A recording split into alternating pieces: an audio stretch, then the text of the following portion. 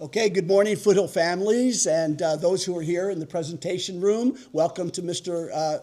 Coffee with Mr. G. You think you can do redos, because some of these announcements. But we also have an online audience, so I want to welcome you as well. And today we have a few announcements, very brief.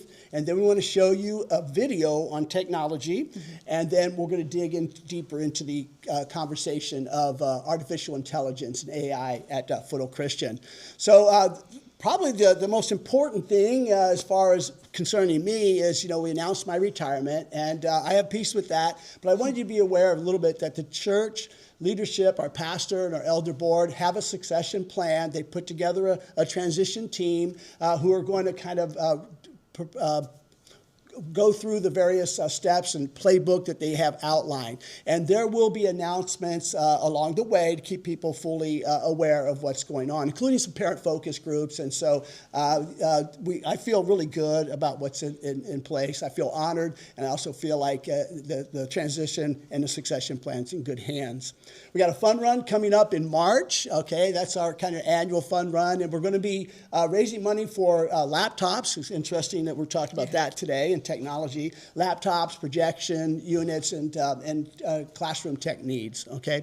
And then also our golf tournament. That's to raise money later in April, to raise money for financial scholarships and financial assistance. So appreciate you paying attention to those. There's a QR code on your papers here. You can scan that, and you can tune in and subscribe to some of the calendars. Sure. But talk to us a little bit about some of the parent partnership things that are happening. We're so proud of Foothill. We've been telling parents for the last, several years that we want to be a resource to our parents. Yep. And just a few months ago, we even launched a parent pledge, which really was just trying to get parents to wait until after 8th grade to give a smartphone, because there's a lot of alternatives out there before we give them the world, right? Or even delay social media, or even if students do have currently those items or those devices, what can you do to kind of reframe that at home so that there's healthy habits? And we actually had some great feedback on that, and a lot of people signed the pledge. And those of you who have signed it, we haven't forgotten about you. Right. Pretty soon, we're excited to actually meet together and partner with one another. We know that those are the people you want your kids to be at play dates and birthdays, and kind of spur one another on. But once we sign that pledge, now what, right? And so we want to give opportunity to get together and be in community, and how we can help each other commit to that pledge. We've just seen a lot of negative ramifications of all of that. And so we just feel like this is like a way to kind of move that needle with the culture war happening.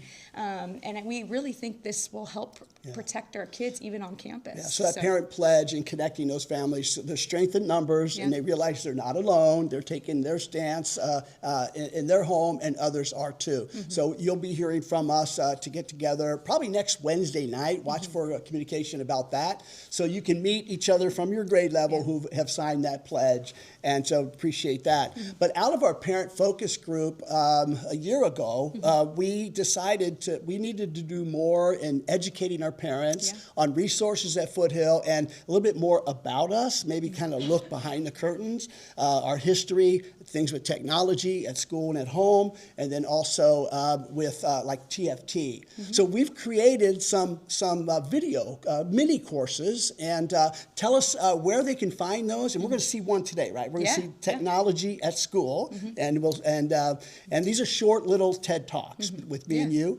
and we think they're helpful. But so set what we're going to see today. So we're excited about this. We've already launched the platform Right Now Media. Some of you already have access to that. That's another resource our parents have, in their homes, and that we've given them.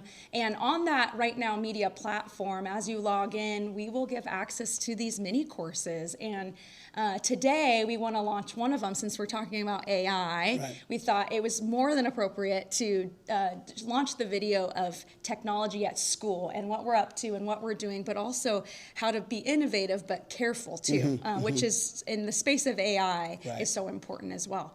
So we're going to launch that video, and those of you at home can watch it, those of you in here, and we're excited for you to check it out. So we'll come back and talk about AI. Great. Sounds good. All right, thank you.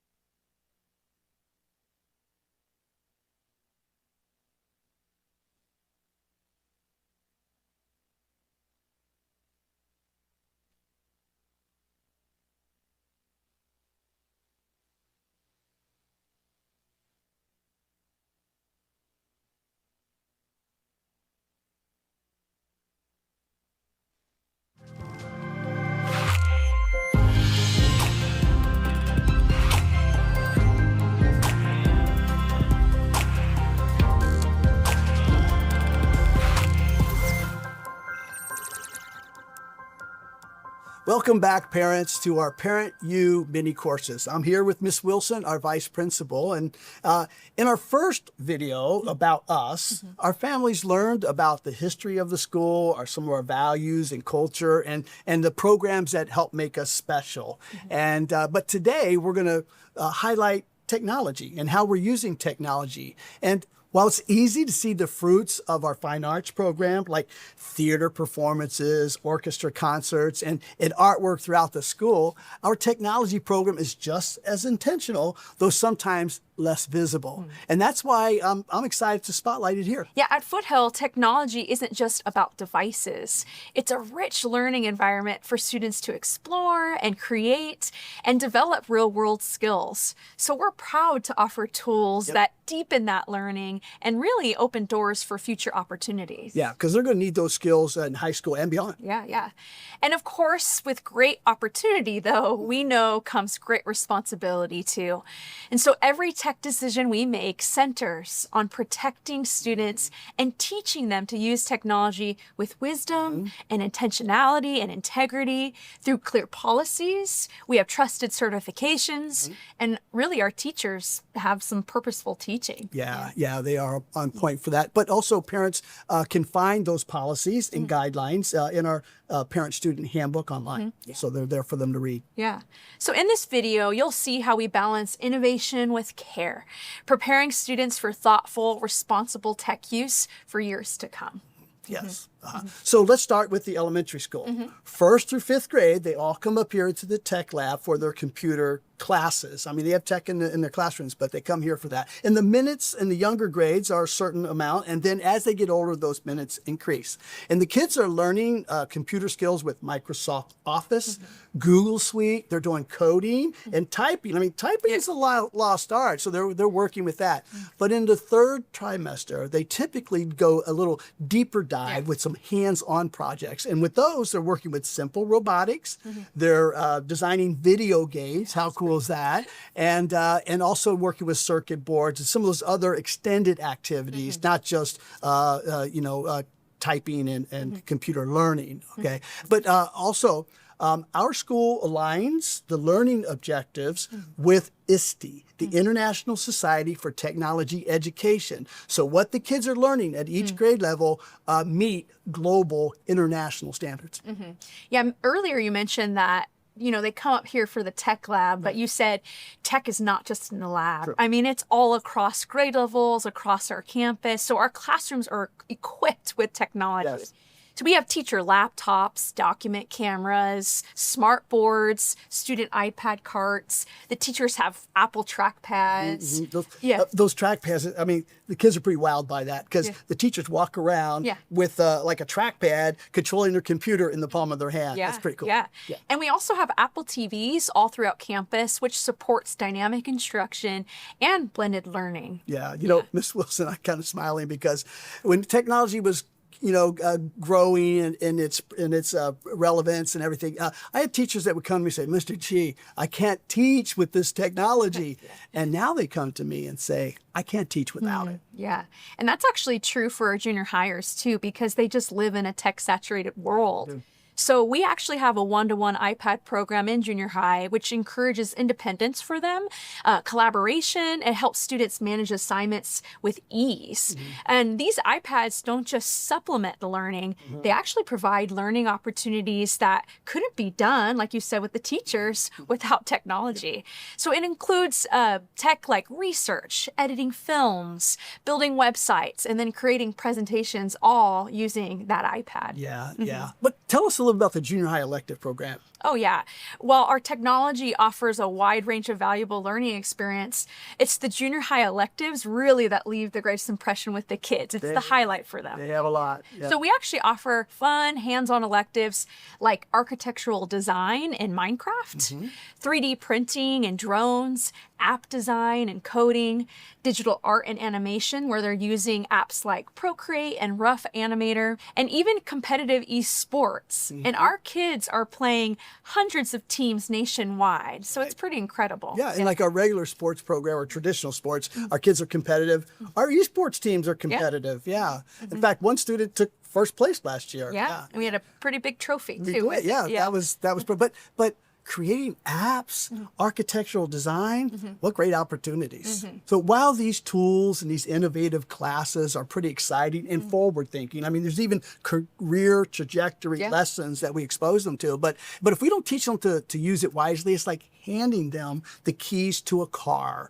and asking them to drive without any lessons. I mean, driving a Ferrari, they may go fast, but not in the right direction. So at Foothill, we're not just giving students access, okay? We're teaching them to take the driver's seat for sure, steer with wisdom, brake when needed, and go in the right path.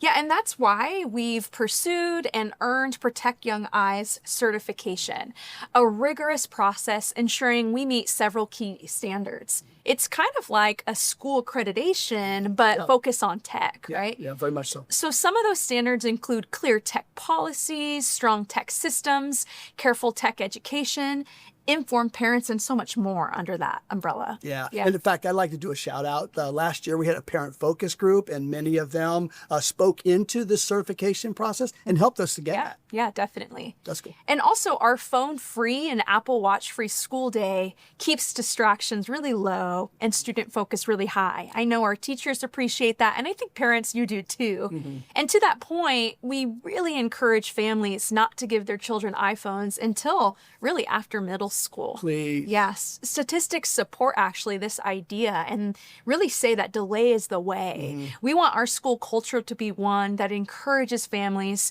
to just wait until high school to consider giving their children a smartphone. Because once you give it to them, they have the access to the world in their fingertips within seconds, and it really robs them of their innocence. Yeah. Here's your iPhone, dear. Now give me your innocence. You know, and we can't emphasize that enough. We're even helping students navigate the world of AI, artificial intelligence. I mean, rather than avoiding it, our teachers are finding creative, age-appropriate ways, because, you know, AI is not intended for certain age groups, and we respect that. So they're finding age-appropriate ways to bring it meaningful to the lessons and the activities, so that these kids are learning how to use it in ways that that will be productive down the road, but also keeping safety at the forefront. Yeah, for sure. And finally, we know parents, you're the most influential voices in your child's digital life. Yeah. And that's why we're committed to partnering with you. We want to offer resources to keep you informed and equipped to guide your child's tech use at home. But we'll share more about that in our next video. For now, though, needless to say, we're really proud of how Foothill Christian is stepping boldly and wisely into this space.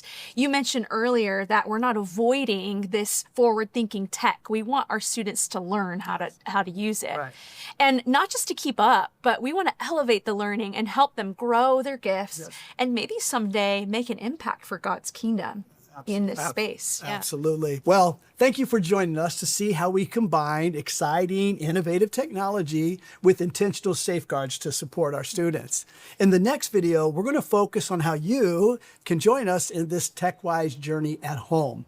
It will include helpful resources, like you mentioned, and practical tips to monitor social media activity. Because let's face it, if we have a behavioral concern or an issue at school, more often than not, it's rooted in something, social media or chat room, something happening at home. And so how do we safeguard our home? So that's what we're going to focus on. So it might be the most profound and helpful video that we're going to offer. And so we'll see you then. After all, we're in this together.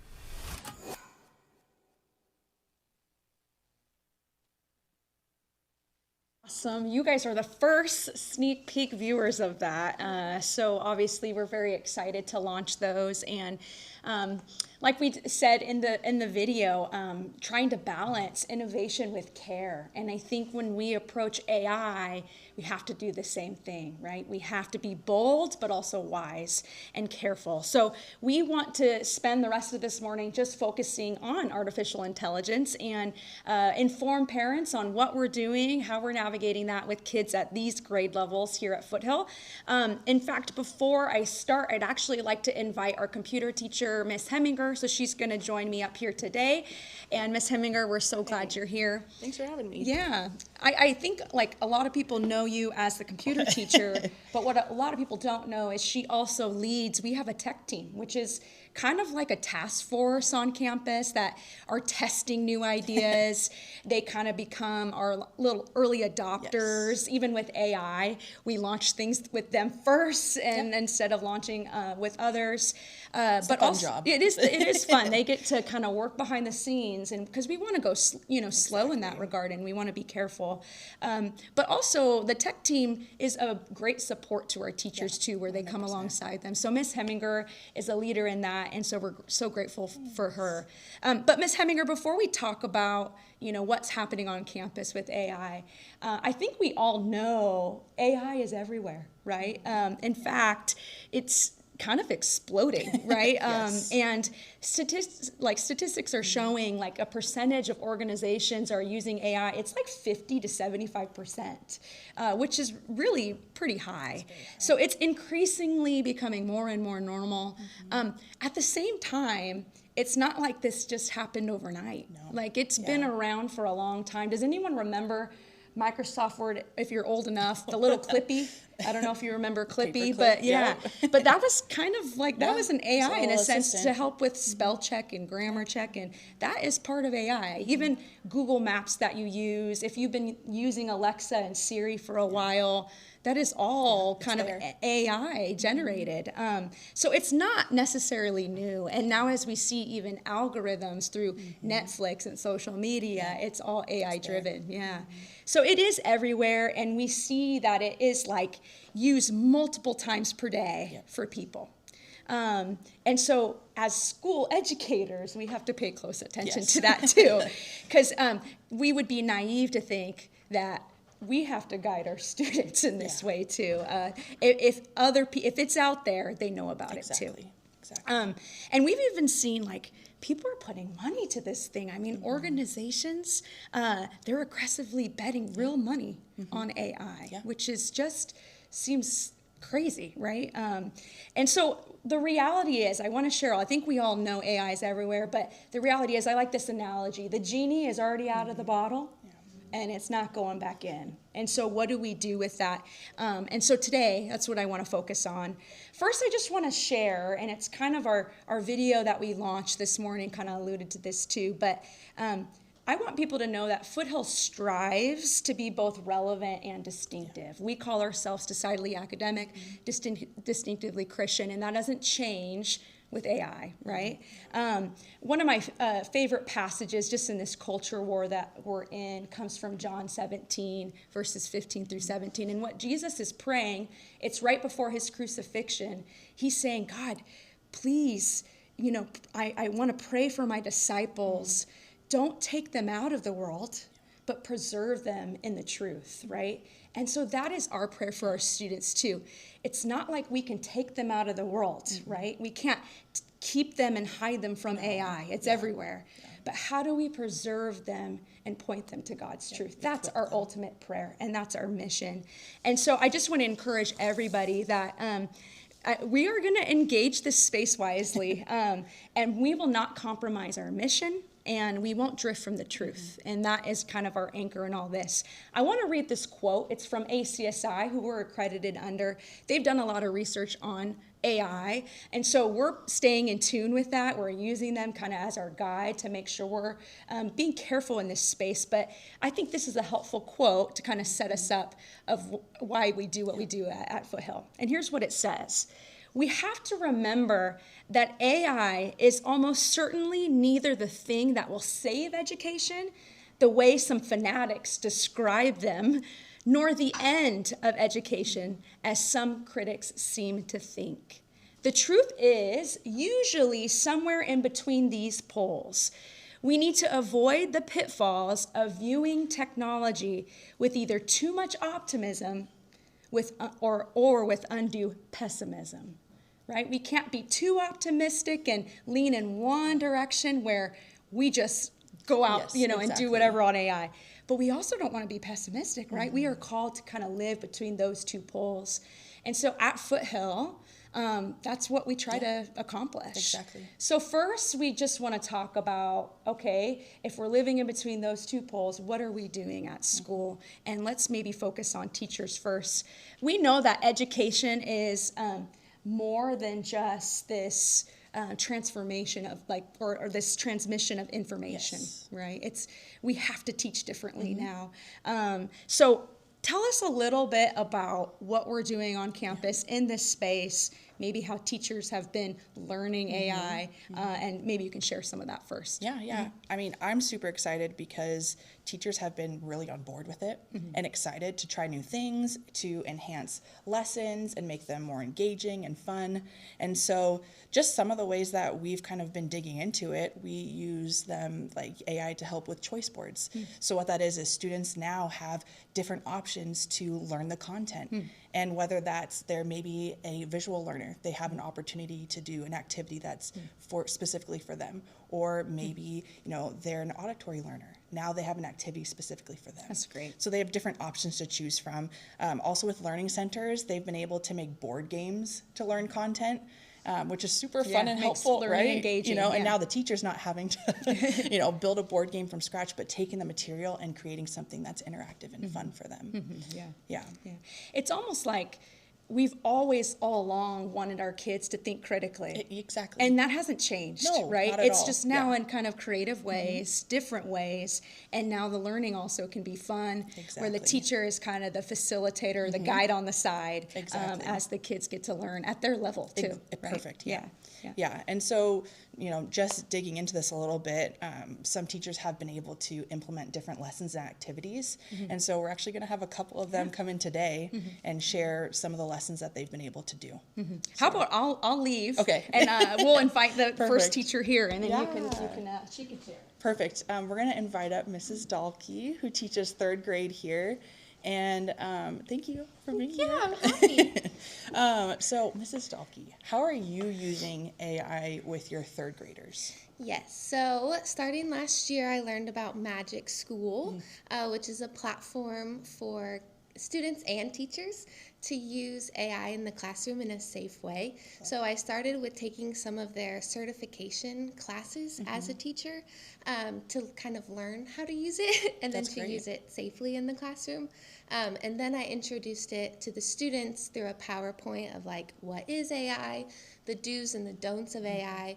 And then it was nice too because we were able to add a through line with it, with the TFT for idolatry discerning and things to stay away from and what do we not share with AI, just so that they felt confident going into it.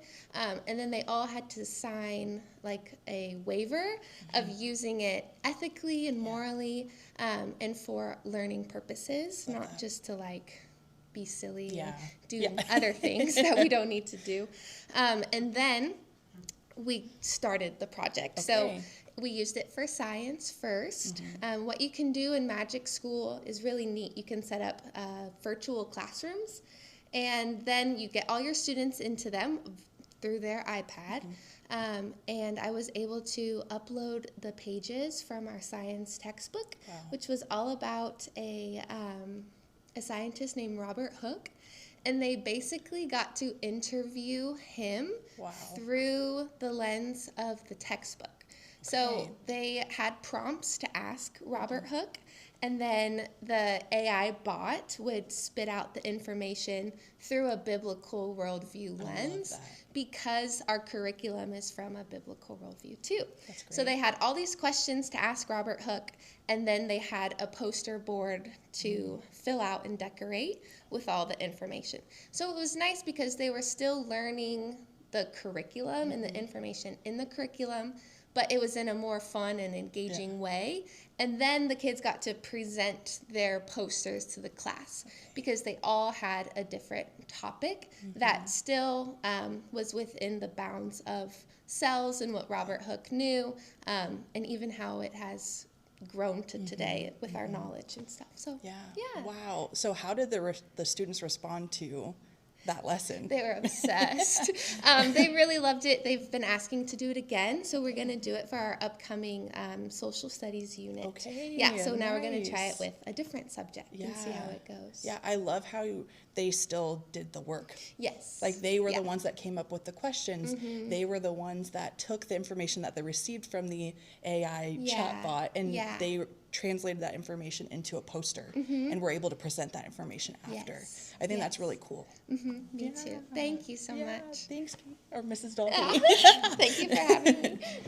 Yeah, thank you. So this is just some of the ways that we're using AI in the classroom, and we're going to have another teacher come down in a second, Miss Bowser, and she'll talk about how we're using that in history.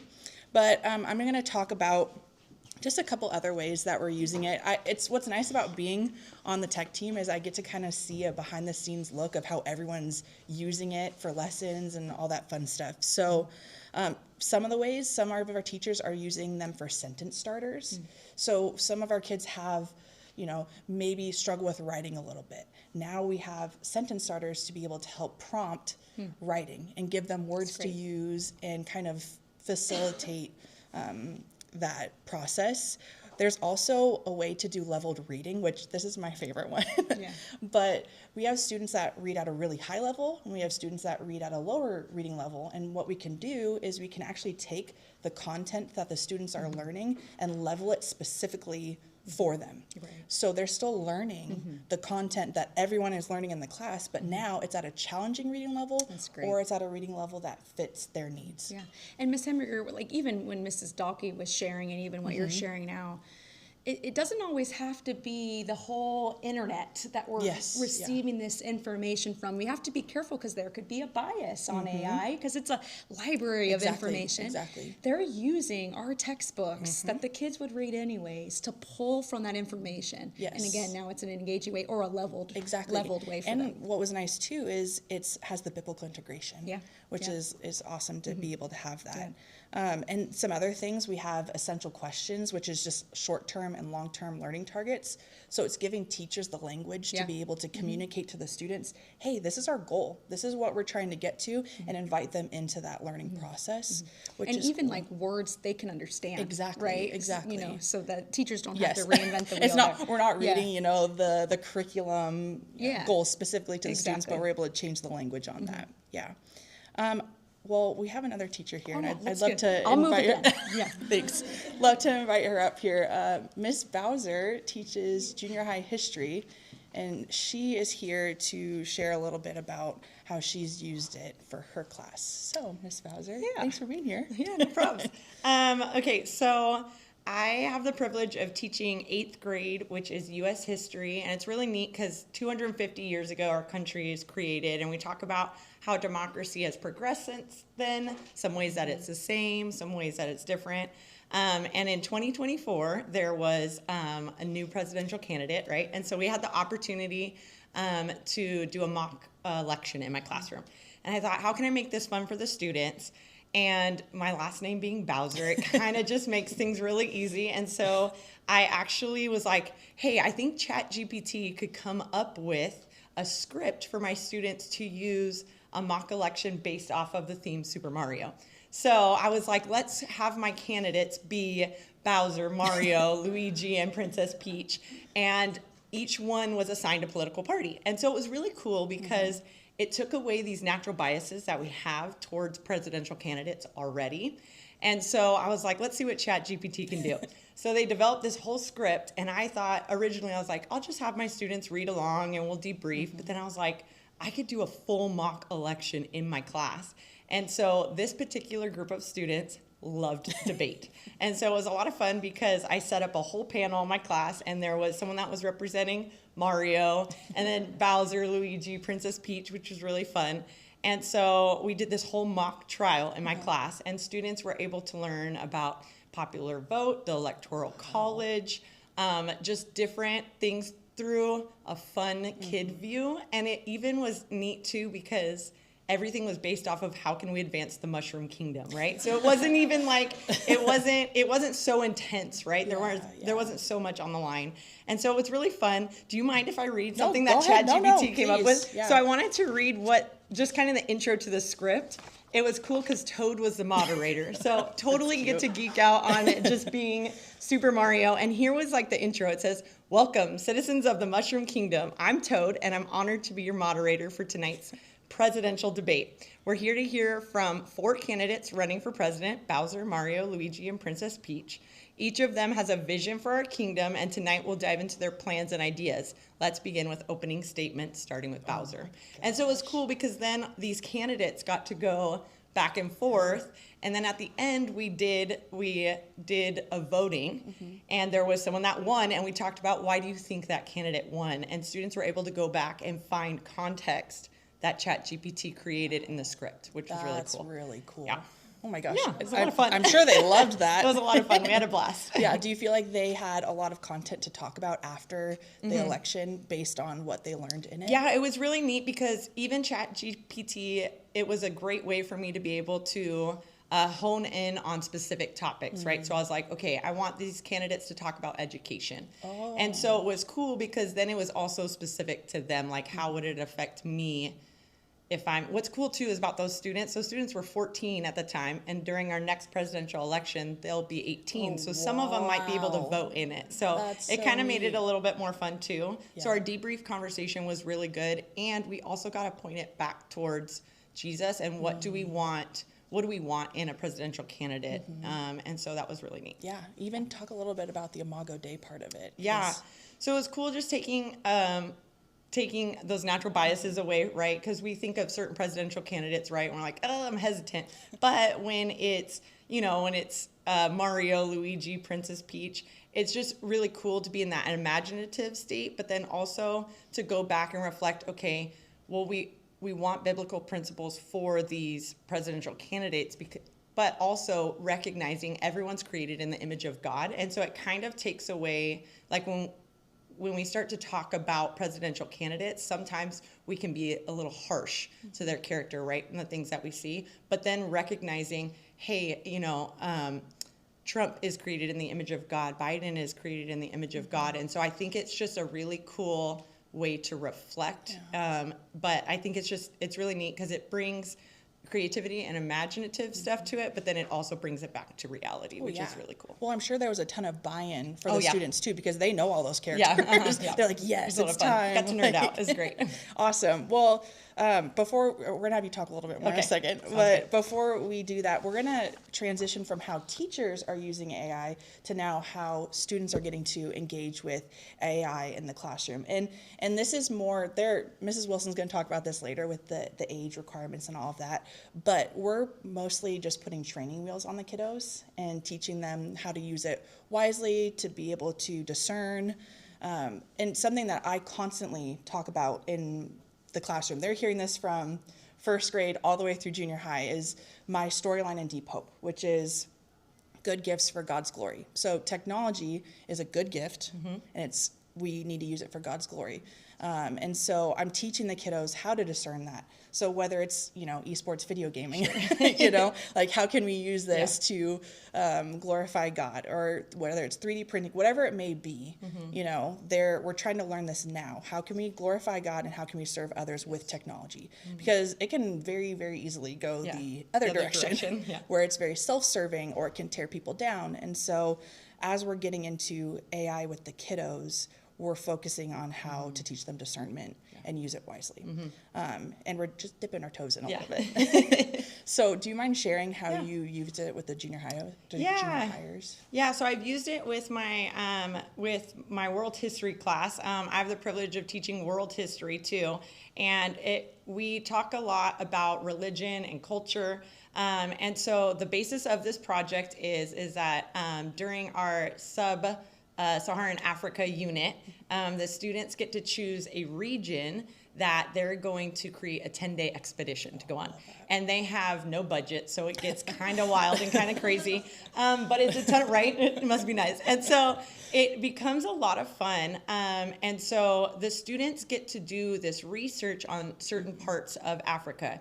And the important thing, I think, to realize with AI is that AI is a tool, and that AI is to enhance student learning, not to drive it. And so what I like about this project in particular is they're doing they're doing the legwork. Yep, So they're doing all the hard exactly. work first. So they're doing a research project basically where they create a 10-day expedition, which is really cool, lots of fun. They create an itinerary, and in that itinerary, I tell them, I want you to bold the really important information. So bold the countries that you're going to, bold the restaurants you're going to, bold the activities that you're doing, things that are very important, because the AI part of it is once they've created that 10-day expedition, then they go into Canva, and Canva is just this. It's new PowerPoint for all us old folks. It's way more fancy. It has more things that you can do with it. But Canva has this extension of AI on it where students can take that 10-day itinerary that they've done all the legwork, the research on, and they can plug it into Canva, and then it creates this 10-day slide presentation that they can now present to the class. Now, what's really cool about it is it creates the bones of it. So it's kind of just giving the students something to work off of. So it's not doing the project for them. It's not doing it for them, but it's giving them bones to work off of. And then when they go to present, I also always teach them that their last slide needs to give credit to AI. That, yeah. And so I try to, even in my classroom when I was doing the Super Mario activity, I always try to be as transparent as possible. And I say, hey, AI created this. So let's see, how much fun. And so I'm hoping that by me modeling what that trust and transparency looks like, that students are still willing and able to put at the end of their slideshow, hey, I used AI during this. And so it's really neat because it's just a lot of creativity, and their Canvas slides come together really well, which is really cool. So, And I'm sure it's fun for them to go back, and once it's kind of the bones are there to edit and change things, move things around, and make fun. it their own. Well, and it's fun to see their awe too. Like when it creates it, they're like, what? That happened in like 5 seconds. It's so neat. And so it's really cool what's developed. But they also, what's cool about it is they do also see, I think students and even teachers tend to think that it's always going to be the right information that it comes out. And AI is not God. And so I think that sometimes students have that tendency, and even teachers, when we look at things like, oh, this is going to come out perfectly. There's going to be no errors. And so it's actually kind of neat to see students go, wait, that's not exactly what I put in. And they have to go in and catch it and edit it. Exactly. And so I think that also creates critical thinking, which is really helpful. Yeah, and kind of speaking to that, we're going to be introducing next year to the junior high students. It's called CuriePod, but what it is an interactive lesson, and it's going to be a tech review mixed with AI. So the students will review Google Suite and how to write a proper email and all that fun stuff. But we're also going to talk about AI, how to discern what it is, how to use it properly, how to go back and edit and check the work. Because again, like you were saying, sometimes the output, you're like, whoa, wait a second, where'd that come from? That is not right. So the students will be able to go through that, and myself and the teachers will be walking with them just to prepare them for what's ahead and all that good stuff. So thank you. Yeah, you're welcome. I appreciate you coming in and sharing all that fun stuff with us. Hey. Awesome. Well, I'm just so proud of our teachers and how they're navigating it. It's like, what I love about what they're doing is they're not treating AI as this villain, but they're not treating it as a savior either. It's something else, right? Exactly. It's living within those two poles we were talking about. And because we can't be too optimistic, we can't be too pessimistic. So I want to talk a little bit about our AI policies. I think the people in the room, there's some printouts there. And then if you're online, we have this available through our parent-student handbook, which is online on our website. So you can even look at that. And so I know you all can read it, and so I'm not going to spend the whole time talking about it, but I'm going to pull it out here, and I just want to point out just a few things, because I know, sometimes when we have those policies in place, it gives us all as parents a peace of mind too. Okay, the school is being really intentional about how they do this.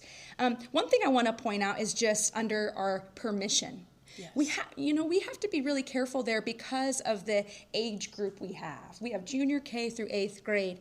And a lot of AI platforms right now, really, younger kids aren't even allowed to be on there. So we're not really diving into that space much with the younger grade levels. By the time they get to 13 is when some of those platforms will allow it. So we want to follow the law, right? And so a lot of those platforms, without parent permission or teacher permission, those kids shouldn't be on it. And so we kind of have that privilege in that regard compared to high schools and colleges who have to navigate it very differently. But we are being really intentional about what those platform law makers say.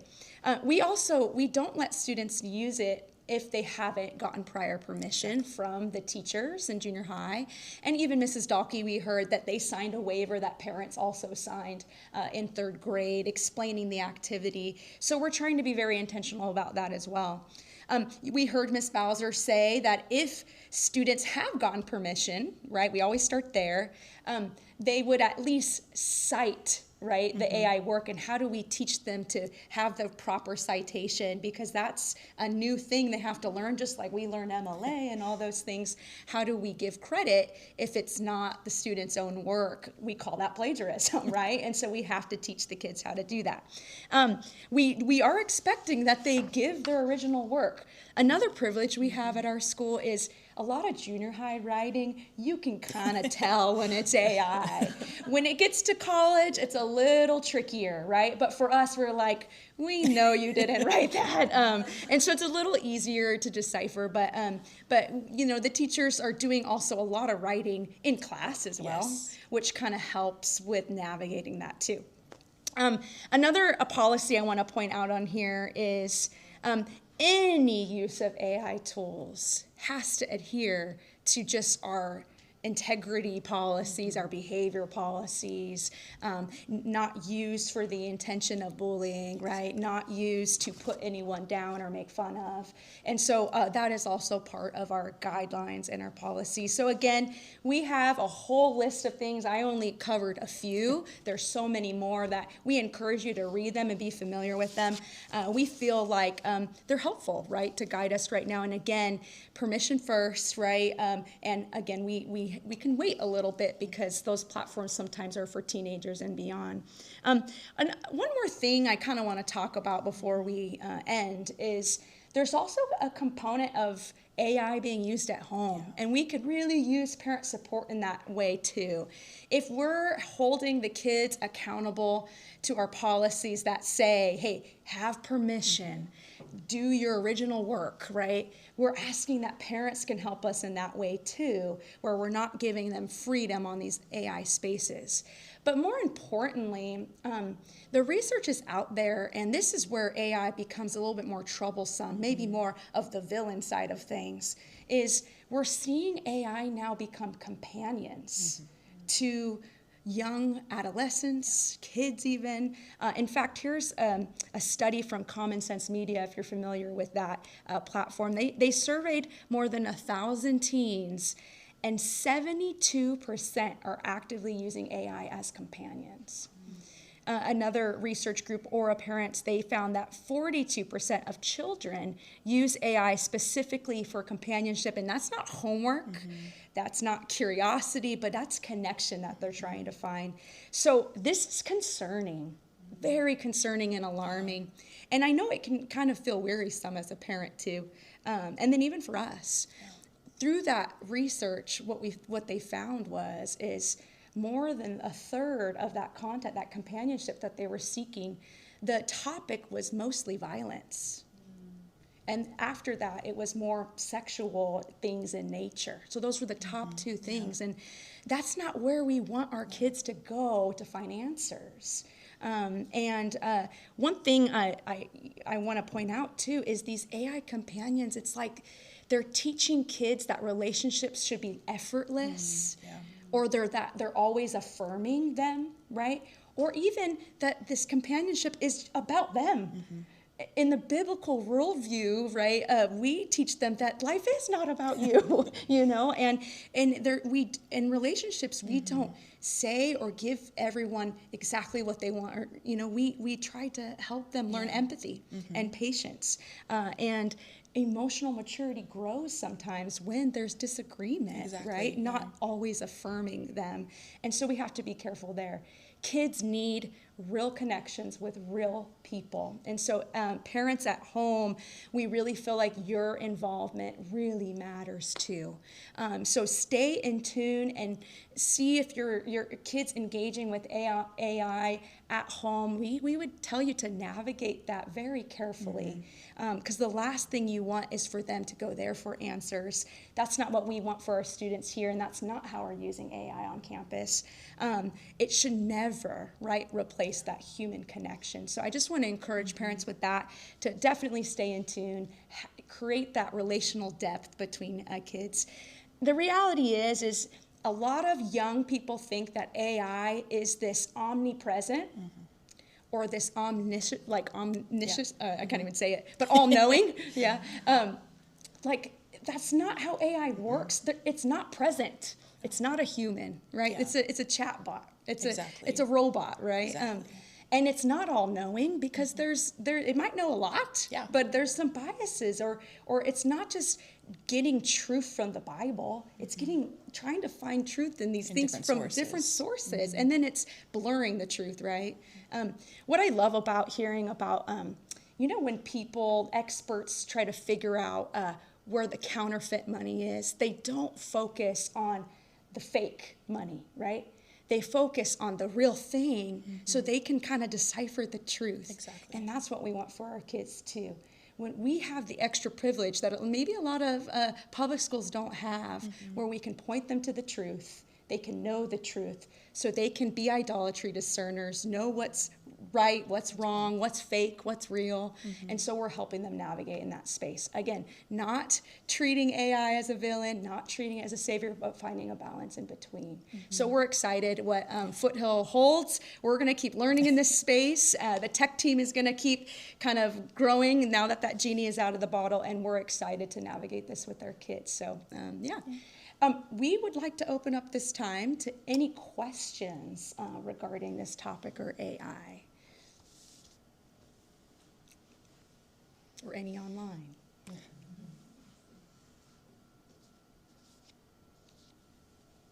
All right. Well, I think that concludes our morning then of technology and AI at Foothill Christian. And parents, stay tuned with some Parent U mini courses that are coming out. We're excited to launch those. I know you saw one today. There will be 3 more. And thank you for joining us online and in the room. We're excited to see what the future holds for Foothill. So thank you. Thank you. Have a good one.